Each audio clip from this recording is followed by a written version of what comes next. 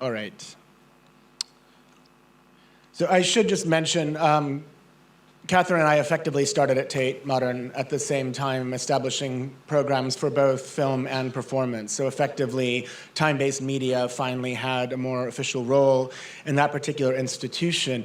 It's a very different situation than in New York. In London, media have been traditionally kept separate by different institutions. So whereas the British Film Institute was officially the home of cinema, Tate was officially the home of the visual arts, the National Theatre was the home of theatre, etc.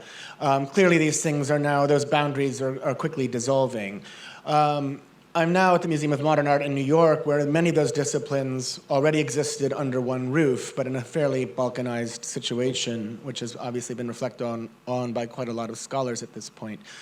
I wanted to begin with this painting by Pavel Chilechev, which may not initially seem to have much to do with dance or performance, but it's a painting that I've been fascinated with for a very long time. It was produced not so long after the Jacob Epstein sculpture and the Mark Leckey performance Catherine just showed. And this was the painting that one went to the Museum of Modern Art to see at that point in time. Chilechev was a Russian emigre who had first fallen in with Gertrude Stein's circle in Paris before he moved to New York. And this painting created a huge public effect. It was then quickly displaced the moment abstract expressionism came along, and fairly much forgotten after that point. Very recently, it was reinstalled at MoMA for the first time in, I believe, decades.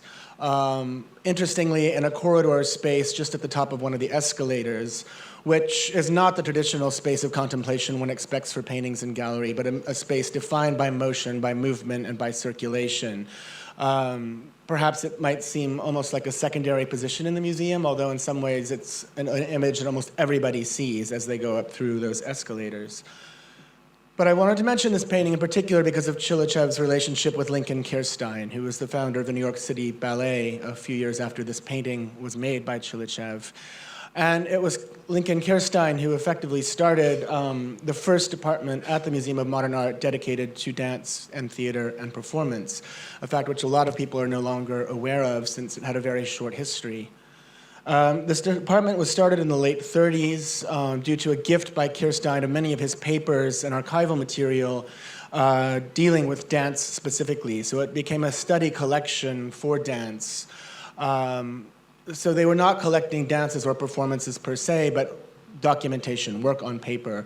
As Catherine's already suggested, there has been a major turn towards the archive in most museums, and as we are dealing with intangible art forms, some of which artists refuse to document through video or through film. The only thing that we have left are scripts, scores, and other kinds of documentation. I think a lot of us are going through our archives now and trying to figure out how to piece together these histories and how we might reconsider them to make these documents active once again, to reanimate these histories in different ways. But it's important to note as well that I think this department had a roughly a decade-long span. Its title shifted from, I've forgotten all the titles. It ended up as the Department of Theater Arts before it was disbanded and all the material was sent to Harvard, where it sat in an archive for a long time. There have been a few exhibitions in New York recently that revisited this history, one at the Whitney Museum focused specifically on Kirstein, and one at the Museum of Modern Art focused more on the materials in the original collection. Very recently, in 2007, the department that I'm now chairing, the Department of Media and Performance Art, was established. And I think it's interesting for me in the sense that media could mean so many things. Most people take it to mean video. And with video, of course, you have a clear distinction from film and from cinema in the fact that you had, for the first time, a live feed. You had live feedback. You had an image that could directly correspond with a live action in real time and real space. And I think this begins to make us ask questions about the changing role of performance in the museum and the changing role of the museum as it has to effectively address different durations, different modalities of time and temporality. And as we begin to continue to reflect on what the immediacy of the live action, of the now, means in institutions, as Catherine suggested, normally dedicated to notions of history and memory, these things are beginning to collapse, I think, in very interesting ways. I wanted to fast forward to a performance that happened last Friday in New York as part of the Whitney Biennial, which I've co-curated, and this was a project that I developed for the exhibition with a young artist named Eve Laris-Cohen. And since these kinds of conferences often devolve into a lot of generalities, I'm hoping maybe by specifically focusing on this one project, it might tease out some of the issues I think we've all been concerned with, and hopefully might provide an interesting test case for what it means to engage not only with live bodies in the museum, but live bodies engaging with objects, with histories, with different kinds of urban structures and institutional infrastructures. Maybe, as Catherine also suggested, I think this problem that we've all been having in this liminal moment, this transitional moment where the art museum is finally beginning to, or desiring to, accommodate live practices, it's still a matter of putting the square in the circle whole to a certain extent. The infrastructures in museums are still geared towards the object, towards the trophy, towards the vitrine, and that is quickly changing. But we're still learning how to make those changes happen, how to maybe facilitate them with not overly regulating them, to give artists a certain degree of freedom. And I think, again, as Catherine suggested, given live art's traditional disdain of the museum or its reaction against the structures of the museum, it's a very precarious balancing act still, and one that Eve Laris-Cohen, I think, deals with in a very interesting way.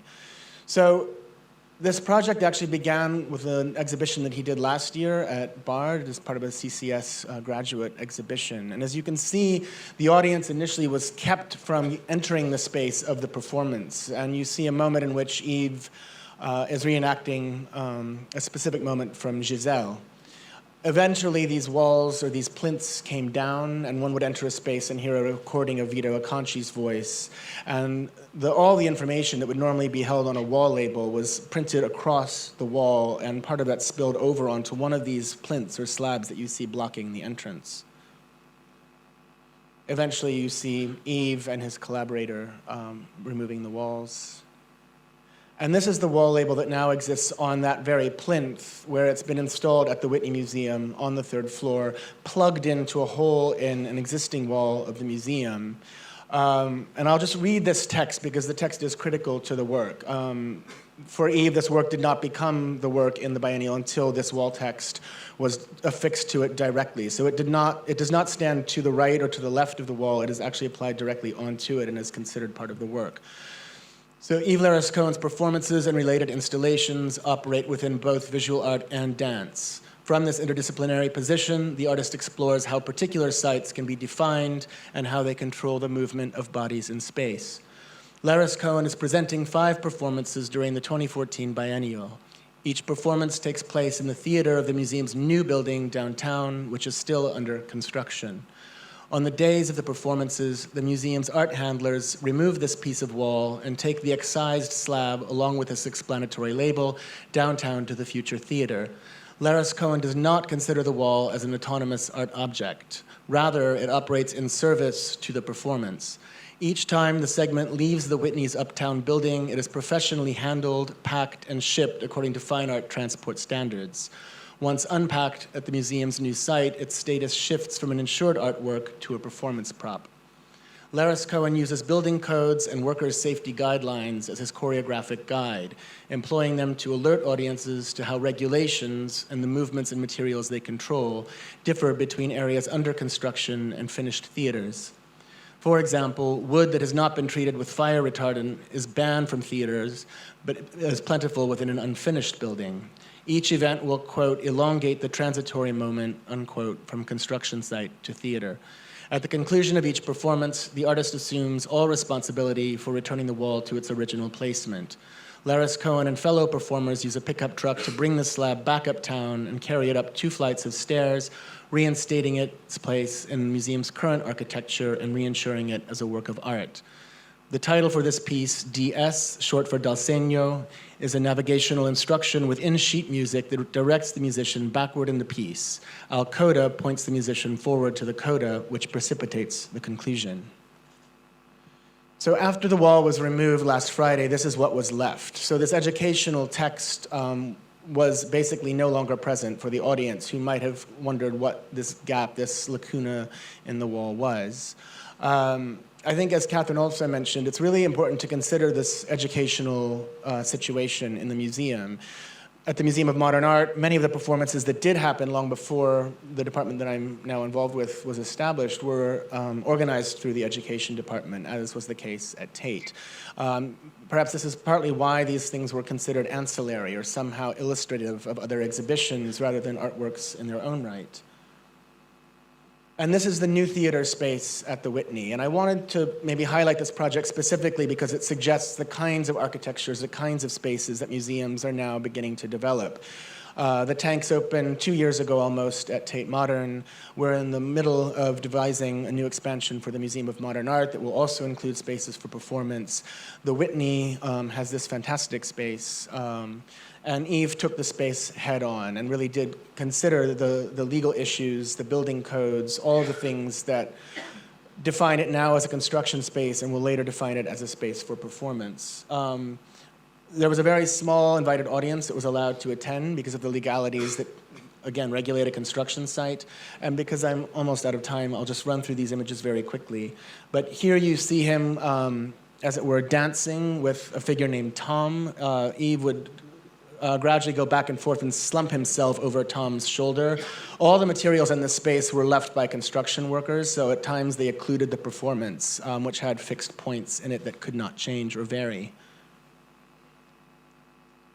Eventually, Eve went up to the lighting booth, where he proceeded to do another series of movements from Giselle, which functioned as a score for Tom to then carry out a series of instructions where he described what might have happened in the space as a sort of speculative situation in a space that's already highly speculative. All the members of the audience were aligned along one side of the space as a kind of nod to the proscenium situation, even though Eve went to great lengths to dismantle exactly that structure. Here you see Tom awaiting his instructions. And then you see the slab, which had been unpacked at this point, and Eve then, with great physical effort, began to push it out of the space and back onto the street and back onto a truck to be driven back to the Whitney.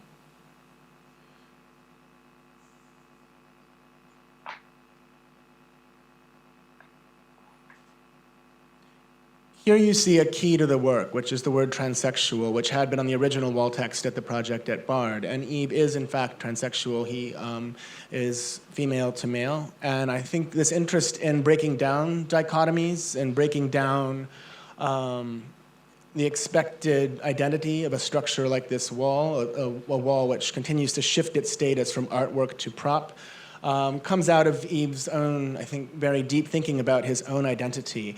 Obviously, there are echoes to Michael Asher and Mata Clark and a lot of institutional critique practices that involved effectively addressing walls or dismantling them or destroying them. If one thinks about the cuts made to Eve's own body and how those might relate to the cuts in this particular space, I think this becomes a very poignant work.